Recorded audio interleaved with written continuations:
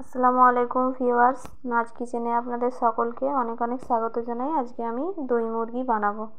দই মুরগি বানানোর জন্য আমি কিছুটা গোটা মশলা পেস্ট করে নিয়েছি, যেমন গোটা জিরা, কাঁচা পেঁয়াজ, কাঁচা লঙ্কা।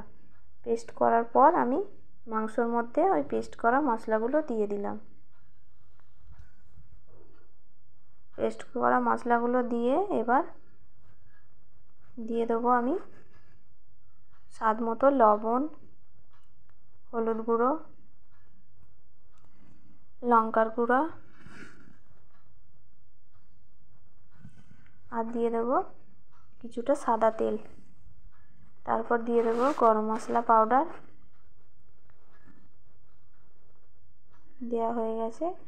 এবার দিয়ে দেবো আদা রসুন পেস্ট করা আদা রসুন ওর মধ্যে দিয়ে দেবো।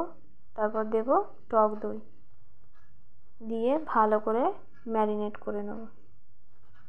এটাকে 1 ঘন্টার জন্য রেস্টে রাখবো।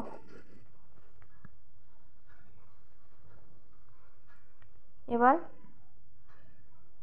গরম কড়াইয়ের মধ্যে সরষের তেল দিয়ে দিলাম।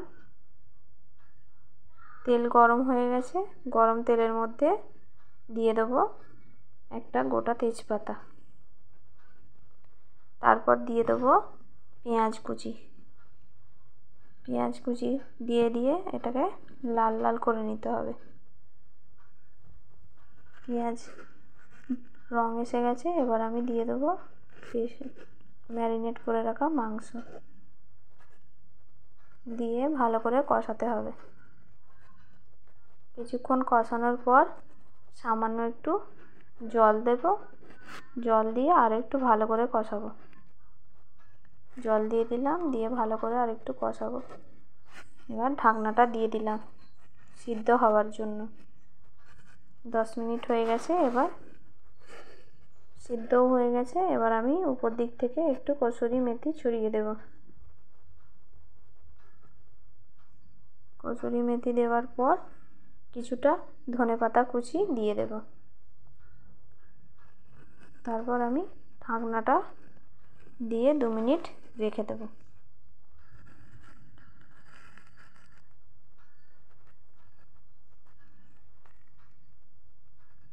ঢাকনাটা খুলে দেখে নিলাম, একদম হয়ে গেছে।